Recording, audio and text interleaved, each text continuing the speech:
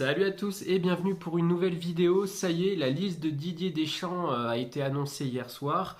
Et puis depuis hier, effectivement, il y a énormément de sujets, de débats autour de la liste de Didier Deschamps, autour même de la composition probable face à l'Autriche, des joueurs qui ont été appelés et puis de certains joueurs qui n'ont pas été appelés. Donc voilà, on va réagir par rapport à tout ce qui a été dit. On va essayer d'avoir un avis un petit peu objectif sur la globalité de l'équipe et puis on va s'arrêter aussi sur certains joueurs parce que finalement pour certains joueurs c'est quand même une surprise d'être dans la composition d'équipe. Alors dans tous les cas moi je vais pas m'arrêter sur tout ce qui a déjà été dit. Franchement ce serait que répéter les mêmes choses. L'idée ça va être juste de comprendre un petit peu pourquoi Didier Deschamps aurait appelé tel ou tel joueur. Et surtout, pour moi, effectivement, il y a quelques joueurs qui auraient pu être appelés à la place de certains. Et donc, on va comprendre un petit peu comment fonctionne Didier Deschamps. Et puis donc, un petit peu se projeter aussi en vue de cet euro qui semble quand même assez tendu. Parce que, voilà, dégager un favori de cet euro me semble compliqué. Alors pour certains, la France semble largement favori, qui pour moi ne semble absolument pas le cas et je vais vous expliquer tout ça. Dans tous les cas, avant de rentrer dans le vif du sujet, moi j'avais déjà envie de vous parler globalement de cette équipe de France. Pour moi, l'équipe de France, d'ailleurs on peut la définir comme ça depuis plusieurs années maintenant, c'est que c'est une équipe qui est très physique, très athlétique. On le voit dans les duels que ce soit aérien ou même au sol, elle gagne ses duels, enfin elle fait peur hein, dans l'impact physique, on sait qu'elle est présente. Sur le côté athlétique aussi, c'est-à-dire qu'elle n'a pas peur de jouer 90 minutes, voire partir en prolongation. Et c'est souvent en fin de période de jeu que là elle devient intéressante parce qu'elle met une grosse pression physique et les joueurs adverses ont du mal à tenir jusqu'au bout. Donc c'est là où est notre force, réside notre force. Mais par contre, ce qui est très inquiétant depuis 2018, c'est sur le plan technique. Je trouve qu'on a vraiment perdu beaucoup de joueurs techniques, notamment Pogba. Je trouve que Pogba n'a pas été remplacé aujourd'hui. Alors Pogba était exceptionnel évidemment, c'est un joueur quand même qui est hors norme, mais malgré tout, c'est vrai que quand tu savais plus trop quoi faire du ballon, tu donnais à Pogba, Pogba pouvait frapper de 30 mètres et puis te mettre le ballon en lucarne, ou bien pouvait te trouver une passe incroyable par-dessus la défense en traversant tout le terrain, et puis au millimètre près le mettre dans les pieds de ton joueur, enfin de ton coéquipier. Donc je trouve que c'était un joueur exceptionnel qu'on n'a pas réussi à remplacer aujourd'hui. Et c'est vrai que même défensivement, quand tu prends un Umtiti, à l'époque, Umtiti, c'était une sûreté. Voilà, tu n'avais pas peur de te prendre un but parce que tu savais qu'avec lui, il fallait déjà réussir à le passer et c'était presque impossible à faire. Donc je trouve que Umtiti, pareil, ce défenseur central, on ne l'a pas retrouvé. Aujourd'hui, on peut parler d'Upamecano, de Konaté, on va en parler évidemment, mais c'est pas la sécurité qu'on avait avec Umtiti. Donc voilà, tous ces grands joueurs importants, et d'ailleurs Griezmann aussi. Griezmann encore aujourd'hui fait la différence dans cette équipe de France, mais c'est pas le joueur qui a son prime, tu vois, c'est pas techniquement, je veux dire, il reste au-dessus de tout le monde, mais finalement, si tu le retires, il y a vraiment plus personne en termes techniques qui peut proposer quelque chose. N'Golo Kanté, techniquement, il était plutôt bon, mais c'est vrai que c'était son volume de jeu, encore une fois, qui permettait de déséquilibrer les équipes adverses. Donc, ouais, franchement, c'est vrai que notre équipe de 2018 peut manquer. Aujourd'hui, Kylian Mbappé ne fait pas non plus les mêmes efforts offensifs qu'avant. C'est-à-dire qu'aujourd'hui, tout le monde a compris comment jouer Kylian Mbappé. Et c'est pour ça qu'on le trouve peut-être un peu moins performant parce qu'il est obligé de se réinventer dans son style de jeu. Parce qu'aujourd'hui, quand tu as Kylian Mbappé, tu as tout de suite deux, trois joueurs sur lui. Donc il ne peut plus partir en profondeur comme il le faisait. Tu as tout de suite le gardien qui monte très vite aussi, qui presque joue en libéraux. Donc ouais, malheureusement, Kylian Mbappé, quand on l'a vu éclore, tout le monde avait peur de jouer contre lui parce que personne ne savait comment jouer contre lui. Aujourd'hui, c'est devenu une banalité, notamment en Ligue 1, on le voit bien, il ne fait plus de différence parce que tout le monde sait comment il joue. Et c'est pour ça que ça va être d'ailleurs, petite parenthèse, très intéressant de savoir comment il va jouer au Real Madrid parce que je pense que ça va faire très très mal aux équipes adverses. Petite parenthèse fermée, en tout cas, on va s'attaquer dans le vif du sujet en parlant déjà des gardiens. Et donc, Mike Maignan. Bon, Mike Maignan, on connaît ses qualités. Je trouve que c'est un gardien qui a beaucoup de réflexes, qui se projette très vite au sol, en tout cas qui sait très bien anticiper les tirs des attaquants, il sait très bien se placer, et malgré ses blessures, je trouve que en termes de qualité technique, il n'a pas vraiment perdu. Voilà, la seule interrogation, c'est de savoir comment il va pouvoir s'intégrer dans cette équipe en sachant que s'il n'est pas très bien physiquement, est-ce qu'il va pouvoir tenir tout le long de la compétition? Et c'est ça qui me fait peur. Alors aujourd'hui, on a quand même Areola. Areola, on n'entend plus trop parler de lui, mais les matchs qu'il fait quand même, c'est pas déconnant. Je trouve qu'il est plutôt intéressant. Alors j'ai la tablette un petit peu à côté, mais c'est vrai qu'on a aussi Brice Samba. Moi, je mettrais quand même Areola devant Brice Samba au cas où on devait remplacer Mike Maignan. Mais pour moi, c'est quand même une sécurité. Voilà, je trouve que Alphonse Areola, il est quand même plutôt bon dans son club avec West Ham. Il fait de belles parades tous les week-ends. Et puis, enfin, il connaît le haut niveau, Areola, qu'on le veuille ou non. Donc, ça peut être intéressant en cas de remplacement. Dans tous les cas, Mike Maignan, moi, je me fais pas trop de soucis, à part ce côté physique. Si vraiment il doit être mené à être remplacé, voilà, ça va coincer un petit peu. Mais bon, s'il n'y a pas de problème, je pense qu'il sera à son haut niveau et ce sera très très très bien pour l'équipe de France. Après, côté défenseur, alors encore une fois, il y a beaucoup de choses à dire. On va parler de Pavard. Brièvement, Pavard, je trouve qu'avec Inzaghi, il a trouvé la bonne solution. C'est-à-dire que le mettre dans une défense à trois défenseurs centraux, voilà, qui couvre un petit peu les ailes, c'est génial. Parce que finalement, ce qui posait problème au Bayern Munich, c'était que Pavard devait faire des allers-retours, devait proposer son jeu offensif et devoir revenir aussi sur sa défense quand il prenait des contre-attaques, quand il y avait des jeux offensifs contre lui. Et le problème, c'est qu'athlétiquement, il tenait pas. Donc c'est pour ça que d'ailleurs que le Bayern n'en voulait plus. Il est parti à l'Inter et aujourd'hui l'Inter, voilà, on l'a redécouvert avec l'Inter et il est très très bon. Je trouve que dans ses relances, il fait preuve d'une grande sagesse. Il est vraiment très rassurant et même défensivement, il est très bon. Il se loupe très peu. Malgré tout, en Ligue des Champions face à l'Atlético, ça nous a prouvé un petit peu le contraire. Dommage pour lui. Mais globalement sur sa saison, je l'ai trouvé très très bon. Maintenant, moi, si je veux voir jouer Pavard, c'est un défenseur central. La question, c'est de savoir comment il va se débrouiller dans une défense à deux, défenseur central à deux. Mais en défenseur droit, je trouve que ce sera compliqué. On va retourner un petit peu dans ses torts, dans ses faiblesses. Maintenant, si on ne le met pas défenseur droit, il y a qui? Il y a Koundé. Pour moi, Koundé, il faut le mettre défenseur droit ou alors parce qu'avec le Barça, voilà, il joue aussi défenseur droit. Donc, pour moi, ce serait pas déconnant. Parce que Jonathan Klaus, pour moi, non. Jonathan Klaus, presque, il a rien à faire dans cette équipe. Hein. Donc, non, vraiment. Je tire pas sur lui volontairement, mais c'est vrai que en défenseur droit avec l'Olympique de Marseille, sur cette fin de saison, c'est catastrophique, hein, Jonathan Klaus. Hein. Mais bon, après, ça peut toujours être une solution. Défenseur central, pareil, on va parler de Konaté, d'Upamecano. Konaté qui a été souvent blessé, je trouve qu'il n'est pas du tout à son niveau parce que évoluer à côté de Virgil van Dijk, c'est une opportunité monstre pour progresser et pour être un leader dans cette équipe de France, dans cette défense centrale pour les prochaines années. Malheureusement, avec Liverpool, il joue pas beaucoup. En plus, elle a été blessée.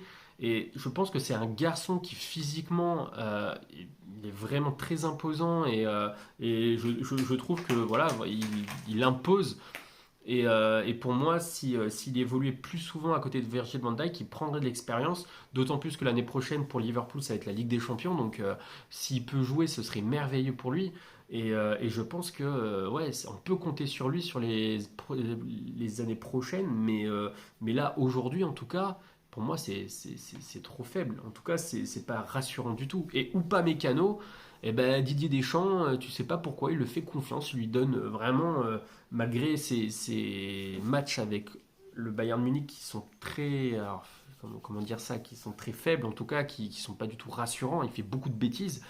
Et ben malgré tout, il est toujours là, il est toujours présent en équipe de France. Et même ce qu'on peut en dire, c'est qu'en équipe de France, il est plutôt intéressant. Il fait des très bons matchs parfois, donc c'est pas tout le temps, c'est pas une régularité sûre. Mais sur un euro, tu vois, s'il est bien dans sa tête, il sera bien sur le terrain, donc on peut attendre un grand ou pas mécano. Donc ça c'est pareil, c'est un peu pile ou face.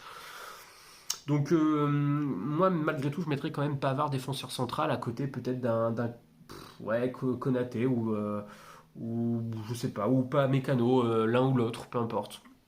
Peut-être Upamecano, vu qu'il a un peu plus joué. Et puis, comme je viens de le dire, vu qu'il était plutôt bon en équipe de France, pourquoi pas le relancer. Et puis, défenseur gauche. Alors là, on a la surprise de Ferland Mendy. Alors, pour que les choses soient claires, pour moi, Ferland Mendy est meilleur que Théo Hernandez.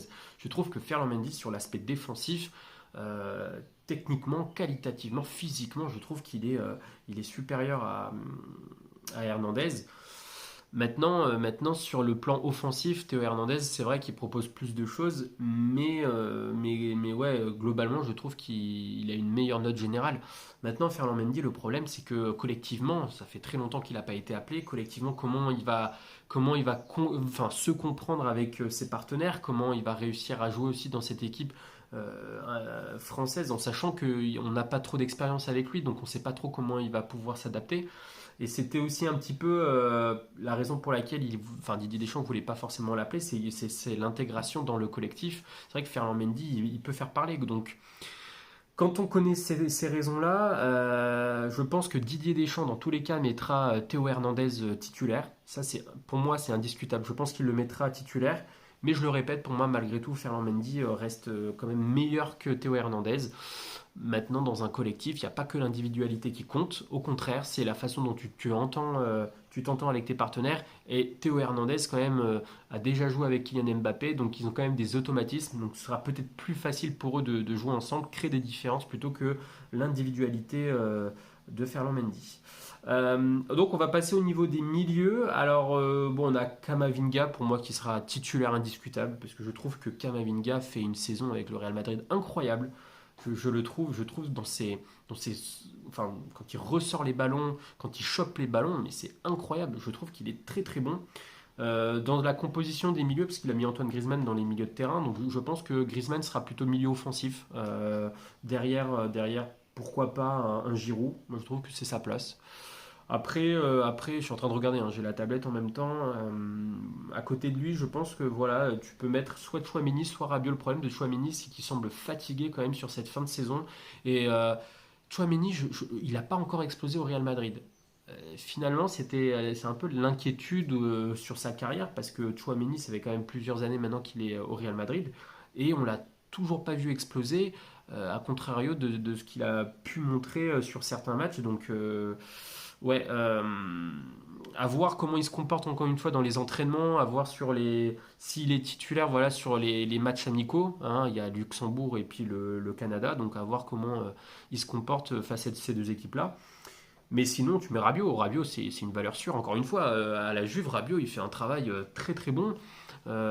Défensivement, je trouve il est très intéressant. Donc, à côté de Camavinga, pour moi, c'est un milieu qui me rassure. Et donc, on va parler de Warren. Alors, j'ai pas envie de tirer sur Warren parce qu'il a 17 ans et je pense que les gens oublient très vite que Warren Zaïre-Emery a que 17 ans. Il a toujours pas passé le bac. S'il ne fait pas partie aujourd'hui de l'équipe de France, ce n'est pas grave. Or, là, il a été appelé. Il a fait une très bonne partie de première saison. Mais par contre, sur cette deuxième partie de saison, pour moi, il est invisible. Il est très fatigué et qualitativement. Enfin, déjà, en termes de volume de jeu, on ne le voit pas. Et techniquement, je trouve qu'il est bien moins meilleur que cette première partie de saison. Donc, sur ces jeunes joueurs, forcément, vu que c'est des jeunes joueurs, ils peuvent amener à évoluer positivement, un petit peu, pas régresser, mais en tout cas être un petit peu en dedans. Donc, c'est normal.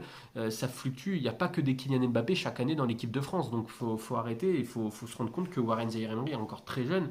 Donc, pour moi, c'est un petit peu la surprise d'être dans cette équipe de France. Pour moi, c'est sûr qu'il ne sera pas titulaire. En tout cas, je ne le vois absolument pas titulaire. Après, ouais, même en remplaçant, je ne le verrai pas être remplacé, tu vois. Au contraire, et c'est pour ça qu'on va parler d'N'Golo Kanté qui est la surprise. Moi, N'Golo Kanté, pour moi, il te permet d'avoir une assurance sur le volume de jeu, à contrario de ce qu'on peut se dire. C'est pour ça que je voulais aussi parler d'N'Golo Kanté. C'est que tout le monde dit, ouais, mais N'Golo Kanté, est-ce qu'athlétiquement ça va tenir? Pour moi, Kanté, ce sera pas un titulaire. Pour moi, ce sera un remplaçant. Tu vois, si l'équipe de France mène 2-1 ou un petit but à 0, on va demander à N'Golo Kanté d'amener son expérience, d'amener sa sérénité en milieu de jeu Et puis surtout, c'est sa qualité aussi technique que peut-être Warren Zaïre-Emery n'aura pas. Et donc, à contrario, tu vois, quand tu mènes 1 ou 2-1 face à une équipe voilà, qui est un petit peu poussante, eh ben, le fait d'amener N'Golo Kanté sur 20 ou 30 minutes fin de match, je pense que ça peut faire la différence, ça peut t'amener de la sérénité, des relances de balles qui peuvent être assez propres, et sur 20 ou 30 minutes, je pense que ça peut faire largement le travail. On va pas lui demander non plus de parcourir tout le terrain sur 90 minutes, donc je pense que ouais, il peut faire le travail. D'autant plus qu'on parle de Kanté. Je veux dire, Kanté, je trouve qu'il a des arguments physiques bien supérieurs à tout le monde. Il fait largement la différence, donc ça va aller. Moi, en tout cas, en tant que remplaçant, j'ai aucune certitude par rapport à lui, hein. Et donc, pour terminer là-dessus, on va parler des attaquants. Pour moi, alors après, Didier Deschamps peut nous faire autre chose, mais pour moi, Kylian Mbappé ne sera pas en pointe, il sera ailier gauche. Pour moi, c'est là où il est le meilleur. C'est là où tous les joueurs en équipe de France, enfin, il a toujours joué comme ça, et c'est pour moi les automatismes se trouvent là-dessus. Donc, il sait, Didier Deschamps, il sait que Kylian Mbappé peut jouer en pointe, mais on l'a très bien vu avec Luis Enrique, c'est pas non plus le meilleur système. Maintenant effectivement, tu as Bradley Barcola, mais je pense que Barcola, c'est pareil, c'est un bon remplaçant. Si jamais tu vois, tu veux un petit peu mettre de nouvelles choses dans ton équipe, je sais pas, tu es à la 75e minute, tu fais sortir Giroud, tu mets Kylian Mbappé en pointe et tu mets Barcola sur l'aile. Là, effectivement, ça peut apporter de belles choses. Mais sinon, non, pour moi, il sera remplaçant malgré sa saison. Et encore une fois, je le répète, Barcola, c'est un jeune joueur. Donc, laissons le temps à ces joueurs d'apprécier déjà le fait d'être en équipe de France, de confirmer avec leur club et par la suite de devenir titulaire indiscutable. Mais dans tous les cas, Kylian Mbappé, pour moi, il faut l'utiliser en ailier gauche parce que c'est là où il est le meilleur. Et encore une fois, voilà, on le trouve facilement avec Giroud, ils ont l'habitude de jouer ensemble. Comme je l'ai dit, si tu as un Griezmann en milieu offensif, je pense que ça peut être hyper intéressant. Et puis, ailier droit, eh ben, c'est soit Coman, pour moi, Coman est devant Dembélé, parce qu'il a une qualité technique supérieure quand même à Ousmane Dembélé. Le problème, c'est est-ce qu'il sera apte. Alors, d'après Didier Deschamps, s'il a convoqué Coman, c'est que forcément, il est largement apte pour jouer. Mais voilà, il faudra voir encore une fois au niveau des entraînements, est-ce qu'il est à 100%, est-ce qu'il montre du très haut niveau Coman, on verra bien. Dans tous les cas, si c'est pas Coman qui joue, ce sera Dembélé, ça c'est indéniable. Et puis on a la surprise pardon, de Randal Kolo Muani. Kolo Muani, mine de rien, bah, je trouve que c'est pas vraiment une surprise. Alors, je vais contredire un petit peu tout ce qui se dit parce que tout le monde, enfin j'entends beaucoup dire que Kolo Muani n'a rien à faire ici. Au vu de sa saison avec le Paris Saint-Germain, pour le coup, je suis d'accord, il a été lamentable avec le Paris Saint-Germain. Mais en équipe de France, à chaque fois qu'il est rentré en équipe de France, je trouve qu'il a été excellent. La preuve face au Chili, quand il est rentré au Chili, face au Chili, donc sur le rassemblement du mois de mars, je trouve qu'il a apporté des différences que Ousmane Dembélé n'avait pas pu faire, que Kylian Mbappé n'avait pas pu faire. Donc pour moi, vraiment, c'est une surprise. C'est une surprise, mais c'est pas non plus déconnant. Et que c'est pareil, c'est un bon remplaçant. En plus, il connaît Bradley Barcola, il connaît Ousmane Dembélé, il connaît Kylian Mbappé. C'est une très bonne ambiance, tout le monde est copain. Et je pense que ça peut faire la différence, encore une fois, sur ton collectif. Et Kolo Muani, ouais, comme je l'ai dit, je pense que au Paris Saint-Germain, c'était peut-être pas le club qu'il lui fallait. C'est-à-dire que ça a été fait en 5 minutes top chrono parce que sinon le mercato allait finir. Il a été recruté pour 90 millions, donc tu avais une pression énorme sur lui. En sachant que lui, il voulait partir de Francfort, il voulait absolument arriver au Paris Saint-Germain, mais tu as une forte concurrence au Paris Saint-Germain, en plus d'une forte pression, parce que, qu'on veuille ou non, même si tu as une rotation, que c'est une restructuration de l'équipe au Paris Saint-Germain, tout le monde veut la Ligue des Champions. Donc, tu arrives pour faire gagner la Ligue des Champions. En plus, tu as Luis Enrique qui ne te laisse pas la chance. Grosso modo, tu as une compétitivité qui est extraordinaire entre chaque joueur. Et bien forcément, ça met beaucoup de pression à Kolo Muani. Et peut-être que Kolo Muani avait besoin peut-être plus d'assurance. Et moi, je l'aurais vu dans un club peut-être intermédiaire. Pas Francfort, une équipe un peu plus forte, mais pas peut-être aussi attendue qu'au Paris Saint-Germain. Et je pense notamment à Dortmund. On parle de Dortmund, mais pour moi, Dortmund, c'est une belle équipe de transition, tu vois, avant d'arriver dans un club plus upgradé, parce que Dortmund, c'est une équipe qui joue la Ligue des Champions chaque année, qui n'est pas non plus attendue à gagner la Ligue des Champions chaque année. Et donc, pour confirmer ce que tu as fait à Francfort dans une équipe où ça va peut-être jouer davantage, ça peut être très intéressant pour Colomani. Il a choisi le Paris Saint-Germain. Il l'a dit encore récemment, il veut rester au Paris Saint-Germain sur cette deuxième partie de saison et donc montrer ses qualités. Donc je pense qu'il est déterminé et Didier Deschamps lui laisse la pleine confiance. Et je pense que la confiance qu'on a en Colomboigny en équipe de France, la pression qu'il a est différente de celle du Paris Saint-Germain. Devrait peut-être même être l'inverse, c'est-à-dire qu'en équipe de France, tu devrais avoir encore plus de pression. Mais là, en l'occurrence, je pense que la gestion de Didier Deschamps sur Colomboigny est très intéressante. Et c'est pour ça qu'on voit deux joueurs finalement un petit peu différents. Donc pour moi, Colomboigny, ça ne m'étonne pas. Je pense qu'il va faire, s'il doit rentrer, je ne le vois pas titulaire, attention, hein, je le vois remplaçant. Mais si, en tout cas, il doit faire une rentrée, je pense qu'il peut faire une très belle entrée. Et puis, voilà, casser un petit peu les stéréotypes de l'équipe de France parce que finalement, c'est un peu le Matu, c'est-à-dire que on a une équipe plutôt défensive.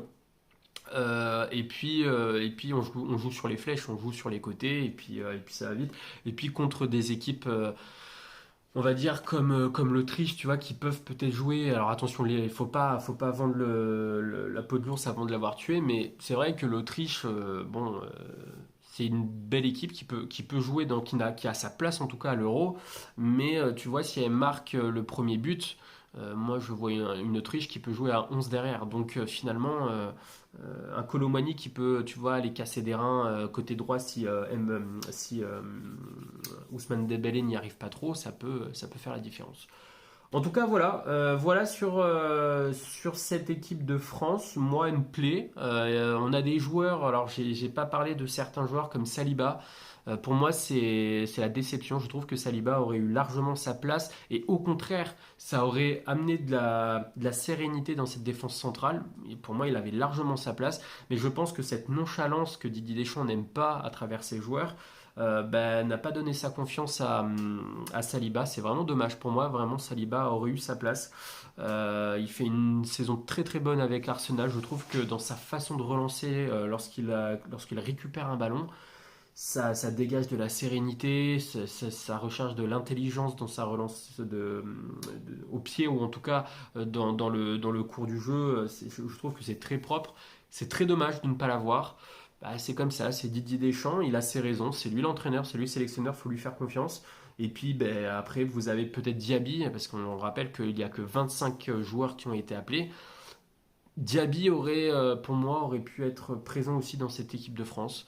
On parle de Christopher Nkunku aussi, qui pour moi fait une plutôt bonne saison. J'ai pas trop vu ses matchs. Apparemment, sa fin de saison est peut-être un peu plus compliquée. En tout cas, Diaby, moi, je l'aurais bien vu. Il n'y est pas, en tout cas. La liste de Didier Deschamps peut encore évoluer parce que la liste finale, c'est le 7 juin, je crois.